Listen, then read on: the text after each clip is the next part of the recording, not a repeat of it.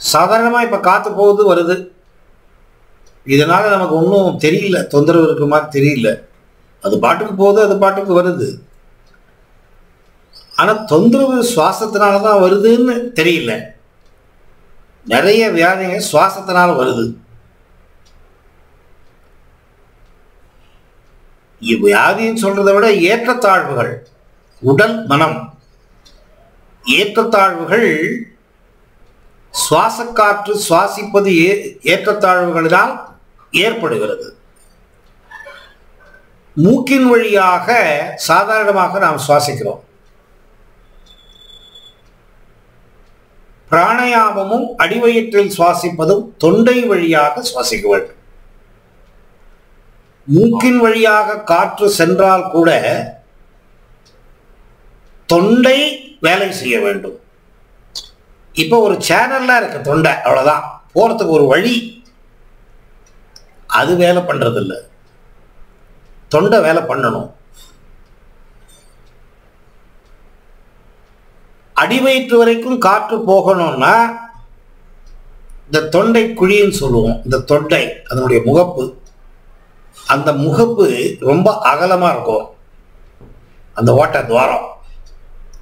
ஆனா இந்த மூக்கு துவாரம் இருக்க அது சின்னதா இருக்கும், குறைச்சிதான் போகும் காத்து. இது ஒரு சேனல், இது அவ்வளவுதான், உள்ள நுழையறதுக்கு ஒரு வழி.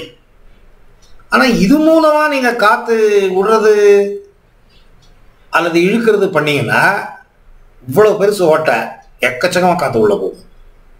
நிறைய காத்து போனாதான் உங்க லங்கு கெப்பாசிட்டி என்ன இருக்கு, அது அடி வைத்த கீழே தள்ளுற வரைக்கும் லங்கு வேலை பண்ணணும்.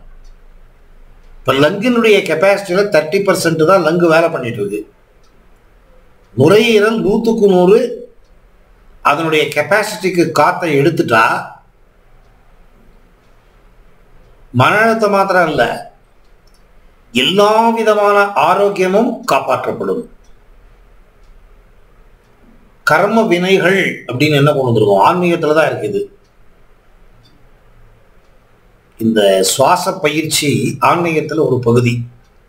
ராஜயோகம், யமம், நியமம், ஆசனம், பிராணாயாமம், 8 படிக்கட்டுல 4வது படிக்கட்டு. யமம், நியமம், ஆசனம், பிராணாயாமம். பிராணாயாமம் இல்லாம ஆன்மீக சாதனையே இல்லை. நீங்க குண்டலினி யோகம் பண்றீங்களோ, வாசி யோகம் பண்றீங்களோ, அல்லது ஸ்வரா யோகம் பண்றீங்களோ, எல்லா யோகத்துக்கும் மூலமே பிராணசக்தி. பிராணசக்தி தான் ஆன்மா, அதுக்குள்ளதான் ஆன்மா இருக்கு.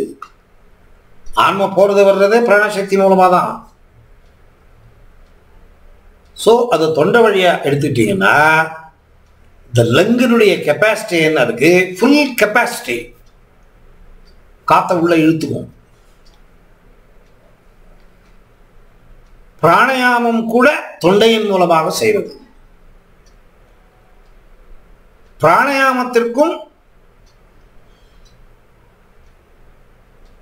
அடிவயிற்றில் சுவாசிப்பதற்கும் என்ன சம்பந்தம், என்ன வேறுபாடு?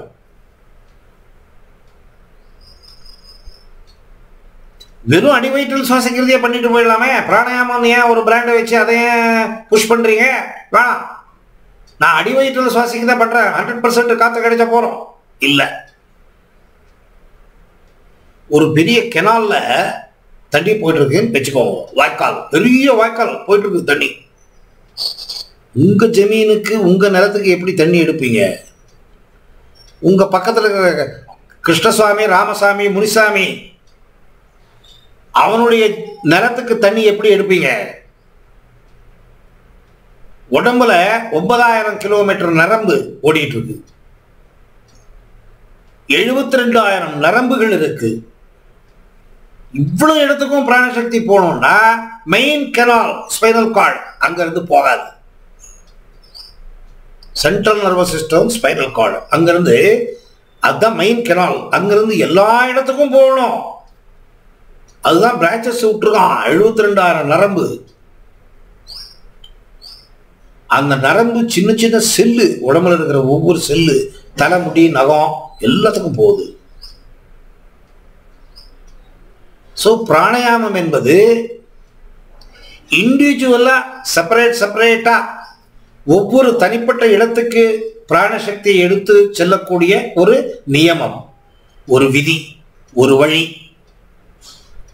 அப்டாமினல் பிரீத்திங்கிறது நுரையீரலை பெருசு பண்றது, அவ்வளவுதான்.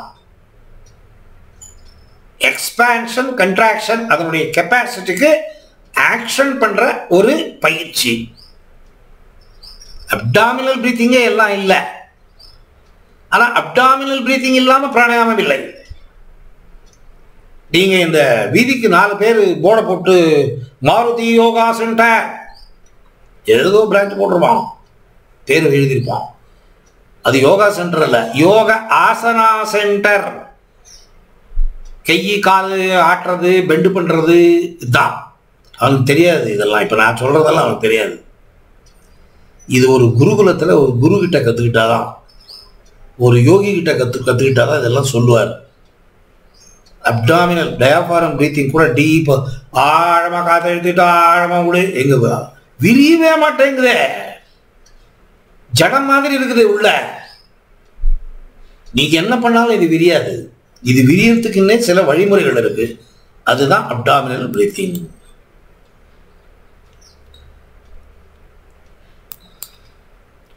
Abdominal breathing